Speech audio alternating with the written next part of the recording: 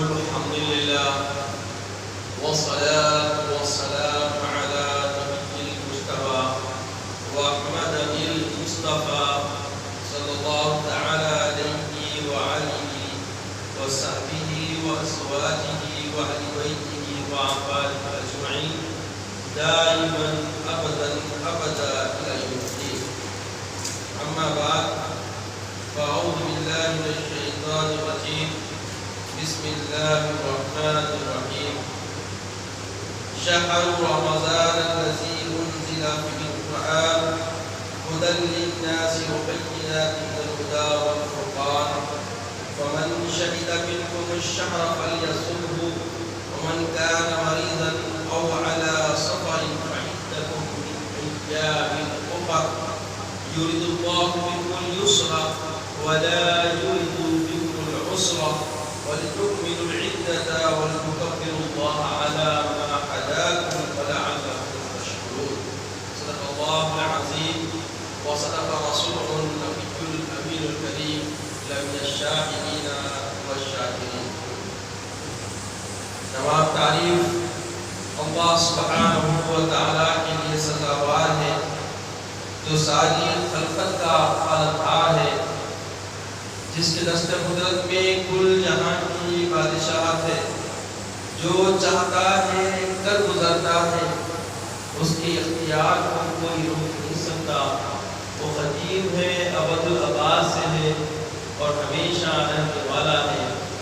میں گواہی دیتا ہوں کہ نہیں ہے کوئی معبود برحق سوائے اللہ جل مجدہ کے، اور میں یہ بھی گواہی دیتا ہوں کہ محمد عربی صلی اللہ تعالی علیہ وآلہ وسلم اللہ کے بندے اور خاص رسول ہیں. صلاۃ و سلام نازل ہو آقا نامدار حضور تاجدار محمد عربی صلی اللہ تعالی علیہ وآلہ وسلم پر، آپ کی آل پر، آپ کے اصحاب پر. بزرگان دین، برادران اسلام، ہم شعبان مبارک کے نہایت اور آخری ایام پر اپنی ساعتیں زندگانی گزار رہے ہیں، اور اللہ کی ذات سے امید ہے کہ بہت جلد ہم رمضان سے ملاقات کریں. عزیزوں اور بزرگوں، سارے مہینوں کا سردار اللہ سبحانہ و تعالیٰ کی یہ بات فرمایا کہ رمضان ہے. رمضان تمام شہور کا کیا ہے؟ سردار، سید الشہور بتایا اللہ اس کو. اور اس کی آمد کے ساتھ ہی دنیا عمل بالکل متغیر ہو جاتی ہے، تبدیل ہو جاتی ہے، اور مساوات کے جذبے ابھر جاتے ہیں. خیر خواہی بام عروج پر پہنچ جاتی ہے اور نیکیوں سا سما بن جاتا ہے. تو یہ ماہ مساوات اور بے چین دلوں میں چین و خراج آ جاتا ہے. اضطراب قلوب طمانینت اپنے اندر محسوس کرنے لگتے ہیں. مفلس بھی خلاصی کی زندگی کی اندر حرارت محسوس کرتا ہے، اور بخیل لوگ بھی فیاضی کی کیفیت میں ابھر جاتے ہیں، اور داد و دہش والوں کے پیمانے بڑھ جاتے ہیں، اور اللہ تبارک و تعالیٰ کا بھی کرم بڑھ جاتا ہے. تو عزیزوں اور بزرگوں، اللہ تبارک و تعالیٰ ارشاد فرماتا ہے شہر رمضان الذی، رمضان وہ مبارک مہینہ ہے، الذی انزل فیہ القرآن، جس میں قرآن کو نازل کیا. رمضان کو قرآن سے خاص نسبت اللہ نے بنا دی اور بیان فرمائی، اور رمضان میں قرآن کا مزہ اور قرآن کی لذت، تلاوت قرآن کی اہمیت بڑھ جاتی ہے، اور ہر کوئی محسوس بھی کرتا ہے، اس سے محسوس بھی ہوتا ہے. فرمایا ہدی للناس، یہ قرآن جو رمضان میں نازل کیا گیا ہے لوگوں کے لیے ہدایت کا سرچشمہ ہے. پھر فرمایا وبینات من الہدی والفرقان، اور اس کی ہدایت کی کھلی کھلی دلیلیں، روشن دلیلیں اللہ سبحانہ و تعالیٰ نے رکھی ہیں۔ فمن شہد منکم الشہر، ایسا مبارک مانا جس کا قرآن آیا، جو کوئی اس مہینے کی گواہی ہو، یعنی روح یا چاند دیکھے اور یا کوئی اس گواہی کو سنے تو فَإِدَّةٌ، کیا کرنا ہے؟ فَلْيَصُمْ، اس کو روزہ رکھنا۔ ہر وہ شخص کو جو رمضان کے چاند کی خبر سن لے اس پہ رمضان کے روزے کیا ہو گئے؟ فرض ہو گئے، اس کو روزہ رہنا ہے۔ فَلْيَصُمْ، اس کو روزہ رہنا ہے۔ وَمَنْ كَانَ مَرِيضًا، اور جو کوئی بیمار ہو، او علی سفر، یا سفر پر ہو، فَعِدَّةٌ مِّنْ أَيَّامٍ أُخَرَ، جتنے بیماری کے ایام گزرے ہیں اور جتنے سفر کے دن گزرے ہیں ان کو شمار کر کے اپنے روزے کسی اور دنوں میں رکھ کر عدت پوری کرنا۔ یعنی بیمار کو اللہ تعالیٰ اس سے مستثنیٰ کر رہا ہے۔ جیسے چاند کا گواہی ملے، چاند کی خبر ملے، روزہ رہنا ہر بالغ عاقل مسلمان پر فرض عین ہو جاتا ہے، لازم ہو جاتا ہے۔ اب اس میں مستثنیٰ جو لوگ آتے ہیں، بیمار لوگ یا مسافر لوگ، ایسے لوگوں کے لیے اللہ تبارک کا استثنائیت عطا فرمایا۔ اور ایک تیسرے شخص ہے جن کو اللہ نے بنیادی طور پہ مستثنیٰ فرمایا، انشاءاللہ ان کا تذکرہ آگے ہم کریں گے۔ اس کے بعد فرمایا اللہ تعالیٰ تمہارے لیے آسانی چاہتا ہے، یرید اللہ بکم الیسر، اللہ آسانیاں تمہاری زندگی میں لانا چاہتا ہے، ولا یرید بکم العسر، اور نہ کہ تم کو مشکل میں ڈالنا چاہتا ہے، وَلِتُكْمِلُوا الْعِدَّةَ وَلِتُكَبِّرُوا اللَّهَ، تو جو ایام صیام اللہ نے مقرر کی ان کو مکمل کرو اور اللہ کی بڑائی بیان کرو، مَا أَتَاكُمْ، جس نے تم کو ہدایت دی ہے، وَلَعَلَّكُمْ تَشْكُرُونَ، تاکہ تم اللہ کے شکر گزار ہو۔ عزیز و بزرگو، اس آیت کریمہ میں اللہ جل وعلا نے واضح طور پہ بتا دیا کہ رمضان کا مہینہ کوئی معمولی مہینہ نہیں، اس کو اہمیت جو حاصل ہے، اس کو خصوصیت حاصل ہے، ایک تو اس کو قرآن سے نسبت ہے، ایک تو قرآن سے نسبت ہے، اور دوسری بات اس میں جو اہم بتائی گئی وہ اللہ تبارک و تعالیٰ کے لیے کیا کرنا ہے؟ روزہ رہنا، اور روزے رہنے میں کوئی مصیبت نہیں ڈالی گئی، بلکہ اللہ تعالیٰ تمہیں پوری کمانیت و سکون کے ساتھ، پوری بندگی کے حصول کے ساتھ اور پوری چاشنی ایمان کے ساتھ وہ کیا کرنا ہے؟ رمضان کے روزے رہنا ہے۔ اگر اس کے اندر کوئی مصیبت جیسے بیماری آ رہی ہے یا آپ سفر میں ہیں تو سفر کے کئی مسائل ہوتے ہیں، ان مسائل میں اللہ تعالیٰ روزہ رکھو کے امر سے تم کو مصیبت بڑھاتا نہیں، بلکہ اللہ تعالیٰ تمہارے لیے آسان کر رہا ہے کہ جتنے دن تم سفر میں رہو اتنے روزے چھوڑو اور اس کی عدت کیا کرو، روزوں کو شمار کر کے بعد میں مکمل کرو۔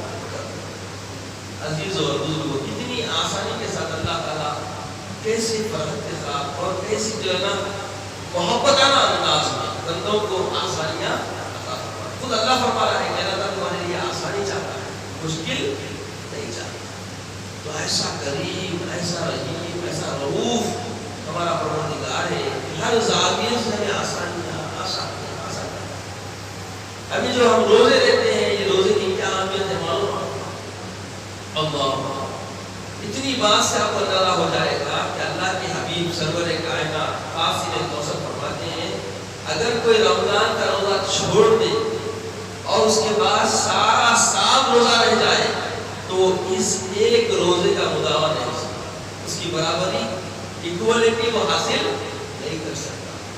تو اندازہ لگائیے رمضان کی خصوصیت کیا ہے، یہ تخصیص کیا ہے۔ اسی لیے آپ دیکھیے اللہ تعالیٰ ہر ایام کے مختلف دن رکھے ہیں اور اس کے مساعد کے گھڑیوں کے ساتھ، قیود کے ساتھ، پابندیوں کے ساتھ اس کو جو ہے نا تعین فرمایا، اور جو اس کا عہد نہیں ہوتا اس کو برات ہے، اس کو بالکل مستثنیٰ کرتا ہے۔ اب جو لوگ اپنے ذہنوں سے اپنے فکر سے کچھ کہتے ہیں، بولتے ہیں، یہ گمراہ ہے۔ ایسے بہت سارے امور زندگی کے جو اپنی عقل سے لوگ کیا کرتے ہیں؟ فیصلے لیتے ہیں، ایسا ہمیں نہیں کرنا چاہیے۔ جیسے دیکھیے آپ رمضان کے روزے کے لیے کیا ہونا ہے؟ آپ کے بالغ شعور والا ہونا ضروری ہے۔ لا شعوری میں کوئی روزہ رہتا ہے تو روزہ ہم کا ہو سکتا ہے، اس میں سے ہلکی ہوگی اگر کوئی مجنون ہے اس کو ضرورت سے روزہ رکھیں گے آپ تو برات حاصل کرتی ہے، وہ اللہ کی طرف سے آزاد ہے نہیں ہے۔ تو ایسے ہی اب لوگ جو ہے نا دیکھنے میں آ رہا کہ عمرے کے لیے بغیر محرم کا سفر کرنا، دیکھیے ضمن باتیں اللہ کی طرف سے نہیں ہے اور اپنی طرف سے زبردستی لوگ شوقوں میں اور اپنی نفسی تبانا اللہ کے لیے نہیں کرتے۔ اللہ کے لیے اگر آپ عمرہ کرنا چاہتے ہیں، حج کرنا چاہتے ہیں تو وہ جو شرائط، وہ جو شریعت کی طرف سے پابندیاں ہیں اور ان کو پورا کرنا پڑے گا۔ اگر وہ پورا نہیں کرتے ہیں، اب یہ جو جتنے بھی لوگ کچھ عذر بنا کے، کچھ چیزیں بنا کے، کچھ ہیلے حوالے بنا کے جو معاملے کر رہے ہیں، یاد رکھیے وہ ان کو تو معافی انفسکم اور تخفوا یحاسبکم بها۔ تو تم عقل کے گھوڑے دوڑا رہے یہ بھی رب جانتا، اور دل کی کیفیت تمہاری کیا ہو رہی ہے، جس سے آنکھ کچلی کر تم کھیل کھیل رہے ہو، یہ بھی رب جانتا۔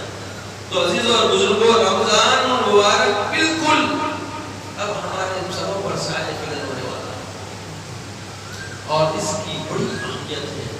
اللہ کے حبیب صلی اللہ علیہ وسلم کے بارے میں حضرت سلیمان فارسی رضی اللہ عنہ فرماتے ہیں کہ اللہ کے حبیب نے شعبان کے اخیر میں ہم کو خطبہ فرمایا اور اس میں خطاب فرمایا، ایھا الناس، اے لوگو، قد اذلکم شہر عظیم مبارک، شہر فی لیلۃ خیر من الف شہر۔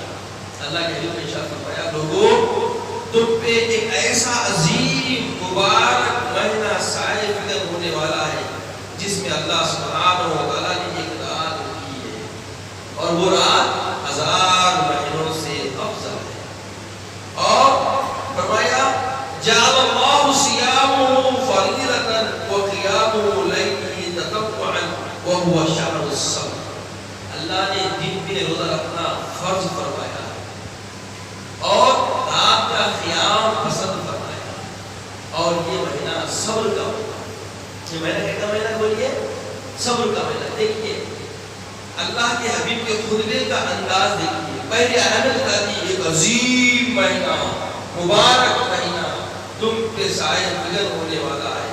پھر فرمایا کہ اس مہینے کی خصوصیت یہ ہے کہ عام راتیں تو راتیں ہیں مگر ایک رات اس مہینے میں ایسی ہے جو 1000 مہینوں سے افضل ہے۔ پھر اس کے بعد فرمایا کہ دیکھو روزے فرض کیے گئے ہیں اور قیام کو تمہارے لیے پسند کیا گیا ہے، اور فرمایا کہ یہ صبر کا مہینہ ہے۔ روزے رہنے کے بعد روزے کا اظہار کرنے کے بجائے صبر کا دامن تھامنا۔ خطبے کے ایک کلمے پہ غور فرمایا، آقا نامدار روزے تاجدار کے کلمات بھی عین مطابقت بندگی، زندگی کا خرینہ جو ہے بندگی کے موافقت میں ہو تو یہ زندگی نہیں بلکہ پوری کیا ہے؟ بندگی۔ اگر آپ بندے چاہتے ہیں کہ بندگی سے اپنی زندگی گزاریں تو ان کے لیے روزے کے ساتھ کیا ہونا چاہیے بولیے؟ اہم چیز کیا ہے روزے کے ساتھ؟ ان کے لیے صبر چاہیے۔ تراویح میں آئے تو بھی صبر چاہیے، نمازوں میں بھی آئے تو صبر چاہیے، معاملات کر رہے ہوں تو بھی عام دنوں سے زیادہ بلکہ رمضان میں صبر کی ضرورت ہے، کیونکہ بے صبری سے جو خطائیں کرتے ہیں عام دنوں میں تو آپ کرتے کیا تھے؟ شیطان کی طرف ڈھکا دیتے ہیں، مگر اب ایسا نہیں ہوگا کیونکہ شیطان کو خیر ہو رہا ہے۔ اب شیطان کے چالاکیاں بالکل مقید ہو گئی، اب وہ حل بھول نہیں سکتا۔ اب جو بھی کریں گے کون کریں گے؟ بندے کریں گے۔ وَالصَّبْرُ ثَوَابُهُ الْجَنَّةُ، اور صبر کا بدلہ کیا ہے؟ جنت۔ دیکھیے اور تلقین کریں اور عمل کے لیے ابھار میں آتا ہے تو جا سکتا۔ پھر فرمایا، شَعْرُ الْمَسَاوَاتِ مِنْ فَطِّرَ فِي سَائِمًا كَانَ مَغْفِرَةً لِذُنُوبِهِ وَعِتْقَ رَغْبَتِهِ مِنَ النَّارِ۔ پھر فرمایا یہ مساوات کا مہینہ، دوسروں کے ساتھ خیر خائی کرنے کا مہینہ ہے۔ سب سے پہلے صبر کی تلقین فرمائی، اور صبر کا بدلہ کیا ہے بولے؟ جنت ہے۔ صبر کا بدلہ سیدھا جنت ہے۔ پھر فرمایا کہ یہ مساوات کا مہینہ ہے، اس میں کثرت سے روزے کا صدقہ نکالو۔ روزہ رہنے کے بعد بھی روزے میں کیا ہوتے ہیں؟ کچھ گناہ ہوتے ہیں، اس کی مغفرت چاہنے کے ساتھ کیا کرنا ہے آپ کو؟ روزے کا فطرہ نکالنا، اور فطرہ نکالنا یہ اہم ہے، اور اللہ تعالیٰ اس میں تمہاری گردنوں کو جہنم دیکھیے مہینے کی اہمیت، عام مہینوں میں جہنم سے آزادی ملنے کا کوئی پروانہ ہے، کوئی تصور ہے؟ مگر رمضان کی خصوصیت ہے کہ رمضان کی اہمیت ہے کہ رمضان میں اللہ تعالیٰ جہنم سے آزادی عطا فرماتا ہے. وَكَانَ لَهُ مِثْلُ أَجْرِهِ مِنْ غَيْرِ أَنْ يَنْقُصَ مِنْ أَجْرِهِ شَيْءٌ. ایسا بدلہ عطا فرماتا ہے اور کوئی اجر تمہارا ضائع نہیں فرماتا، کہ ایسا عطا فرماتا ہے کہ ہم تصور نہیں کرتا. قالوا کہا گیا یا رسول اللہ لَيْسَ كُلَّنَا يَجِدُ مَا يُفْطِرُ الصَّائِمَ. تو افطار کی اللہ تعالیٰ جزا بتایا. اللہ کے حبیب نے فرمایا کہ افطار کی جزا بھی ایسی ہے کہ اس افطار کرانے والا سوچ ہی نہیں سکتا. جیسے وہ روزہ رہ کے اجر پا رہا ہے، افطار کروا کر روزے کا اجر تو پائے گا، اتنا ہی روزے دار کا اجر بھی اس کو بغیر کمی کرے کہ اللہ افطار کرانے والے کو اللہ فرماتا ہے. تو صحابہ نے کہا یا رسول اللہ ہم میں سے ہر کوئی افطار نہیں کرا سکتا. دیکھیے خطبے کے درمیان سوال ہو رہا ہے. صحابہ فوری سنیں، اچھی بات سنیں کہ روزے کا ایک تو آپ روزہ رہیں گے اس کی جزا آپ کو ملے گی. پھر فرمایا جو روزہ کھلواتا ہے اس کھلوانے والے کو بھی اللہ تبارک و تعالیٰ بغیر اجر میں کمی کرے گے روزے دار کے. اس روزے دار کے اجر و ثواب روزہ کھلانے والے کو بھی عطا کرتا ہے. ایک روزہ رہ کے ثواب کماؤ اور روزے کھلا کر اور روزہ کا ثواب کماؤ. یہ عام دنوں میں ایسا اجر پانے کا موقع نہیں ملتا. یہ مہینے کی خصوصیت ہے، اس لیے اللہ کے خطبے میں بیان فرمایا. تو صحابہ عرض کرے یا رسول اللہ صلی اللہ علیہ وسلم ہم میں سے ہر کوئی روزہ کھلانے کی استطاعت نہیں رکھتا. تو پیارے آقا صلی اللہ علیہ وسلم نے فرمایا فقال علیہ الصلوۃ والسلام یؤتی اللہ هذا الثواب من فطر صائما على تمره او على شربه معا او مضغة اللبن ومن سقى صائما سقى الله من حوض شربة لا يظمأ بعدها حتى يدخل الجنة. پیارے آقا نے فرمایا کہ افطار کرانے کا مطلب قرب مسلم، دلیم، حلیم یہ سب چیزیں ہونے کی ضرورت نہیں، بلکہ اللہ کے حبیب نے فرمایا ایک کھجور سے، کیا پانی کے شربت سے، کیا پانی پلا کر اگر کوئی کسی کا روزہ کھلوا دیتا ہے تو روزے کے ٹائم جو پانی پلانے کا جو ہے یہ بھی اجر کمانے کا ذریعہ ہے. معمولی خالی آپ پانی پلانے کا انتظام بھی کر دیتے ہیں تو روزے داروں کے روزے کی جزا سے کیا ہو رہے ہیں؟ آپ سرفراز ہو رہے ہیں. اللہ اکبر. دیکھیے کیسے نیکیاں کمانے کا مہینہ، کیسے کیسے اجر اللہ کے حبیب صلی اللہ علیہ وسلم فرما رہے ہیں کہ اللہ تعالیٰ کیسے کیسے اجر کا فرماتا ہے. پھر فرمایا کہ جو کوئی روزے دار کا اس طریقے سے ایک دودھ کی گھونٹ سے، ایک لسی کے گھونٹ سے بھی اگر کسی کا روزہ کھلا لیتا ہے، شربت پلا دے، لسی پلا دے. ہاں اب ایک ہی جگہ پہ کئی لوگ بھی اجر پا سکتے ہیں. جیسے مسجد میں افطاری دینے کا نظام ہے، مسجد میں کئی لوگ ضرورت مند اپنا ضرورت ظاہر تو نہیں کر سکتے، مگر مسجد میں آنے کے لیے شرمی اللہ نے نہیں رکھی، بنداس آ سکتے ہیں. تو جو لوگ چاہتے ہیں کہ وقار سے لوگ روزے کھلائیں، مسجد میں سفروں کا انتظام کرو. روڈوں پہ رکھنے کے بجائے مسجدوں میں انتظام کرو، اور سارے روڈ کے راہگیروں کو چاہیے کہ وہ مسجد کی طرف رخ کریں، افطار کے لیے مسجد میں رخ کریں. ایک تو سنت نبوی صلی اللہ علیہ وسلم کا احیاء ہوگا، اور دوسرا یہ مروجہ رواج بنا کر جو لوگوں کے سامنے شان بنانے کے اندر تھوڑا سا دکھاوا نظر آ رہا ہے، اس دکھاوے سے بچیں گے تو اس کی جزا دیکھو کتنی بڑی ہے. پیارے آقا فرماتے ہیں تو اس اخلاص کے ساتھ اللہ کی رضا کے لیے روزہ کھلائے گا، اللہ تبارک و تعالیٰ محشر میں اس کو میرے حوض سے سیراب کروائے گا، اور جو میرے حوض سے ایک بار سیراب ہوگا جنت میں داخل ہونے تک اس کو پیاس نہیں ہوگی، وہ پیاسا نہیں ہوگا. محشر کے دن بہت خطرناک پیاس کا دبدبا ہوگا، پیاس کا زور، اور حالت بہت بری ہوگی اور لوگ پیاسے ہو جائیں گے. مگر جو لوگ روزے کھلاتے ہیں، جو لوگ روزداروں کو پانی سے سیراب کرواتے ہیں، شربت پلاتے ہیں، ان کے لیے اللہ کے حبیب نے بدلہ بیان فرما دیا کہ جب سارے اہل محشر پیاسے ہوں گے، پیاس میں بلک رہے، تڑپ رہے ہوں گے، مگر روزہ کھلانے والے لوگوں کے لیے اللہ تعالیٰ کی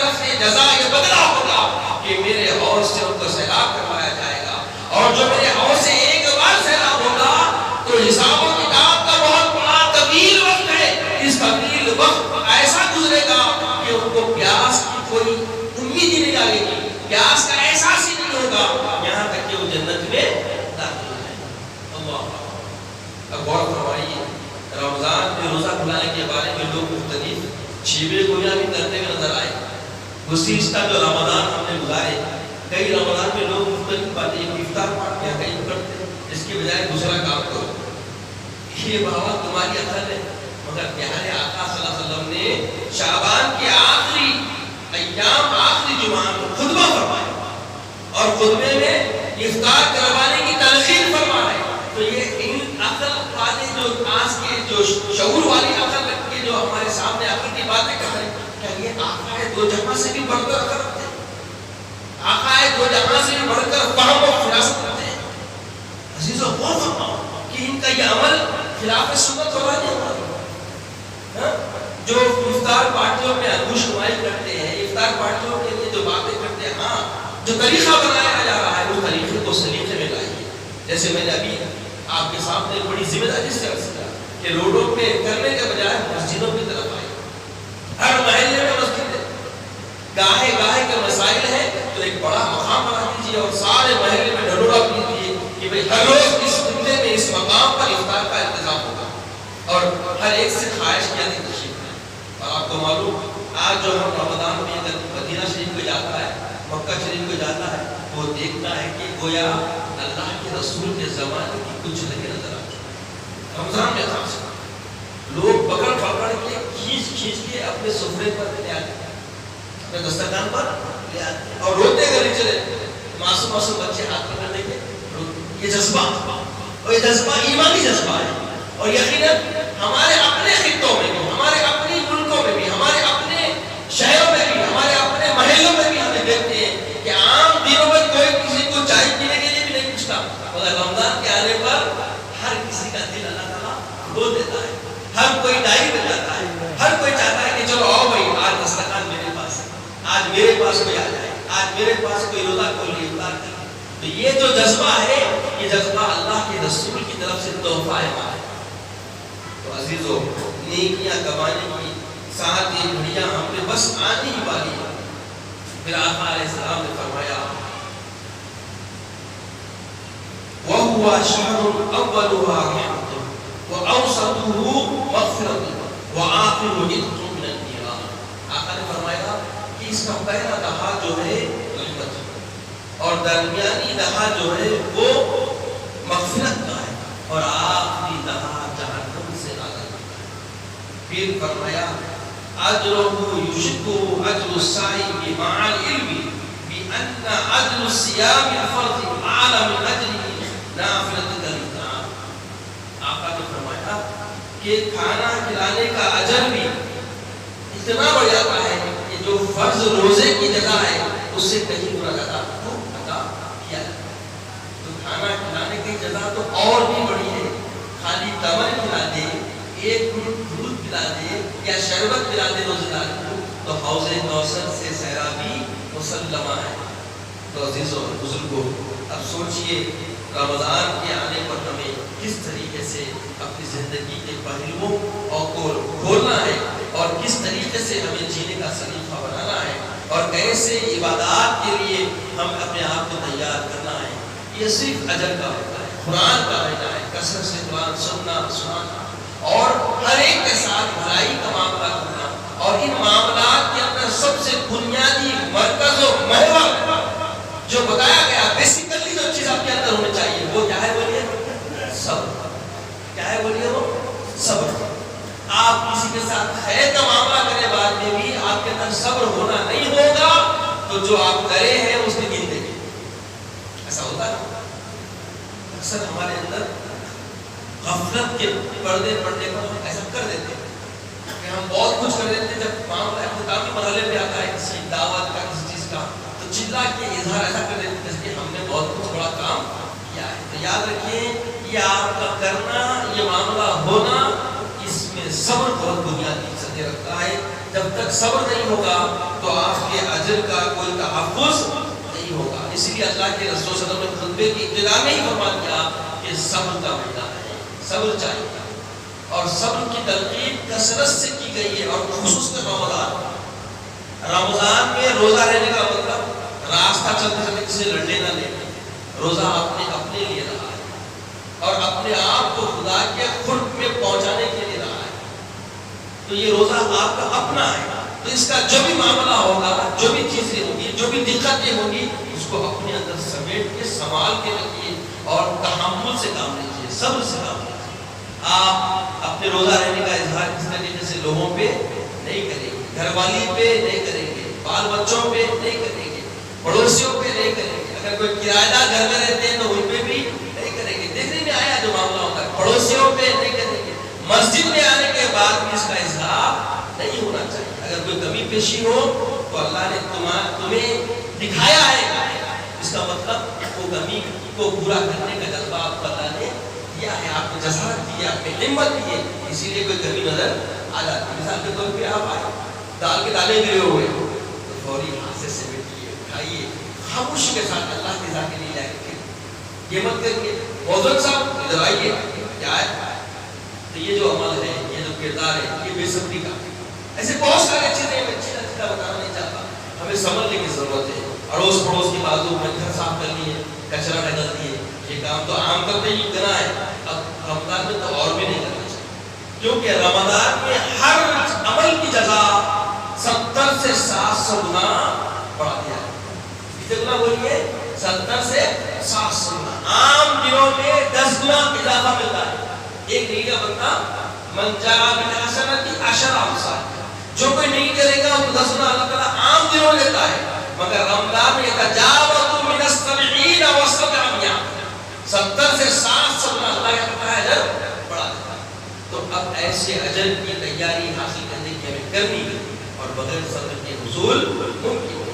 تو عزیزوں اور بزرگوں، رمضان کیونکہ قرآن کا مہینہ ہے اور اس میں ہم کثرت سے تراویح پڑھتے ہیں، اور آپ کی مسجد میں بھی تراویح کا اہتمام کیا جا رہا ہے۔ یہاں 2 قرآن سال و سال سے الحمدللہ تکمیل ہوتے ہیں، تلاوت ہوتے ہیں۔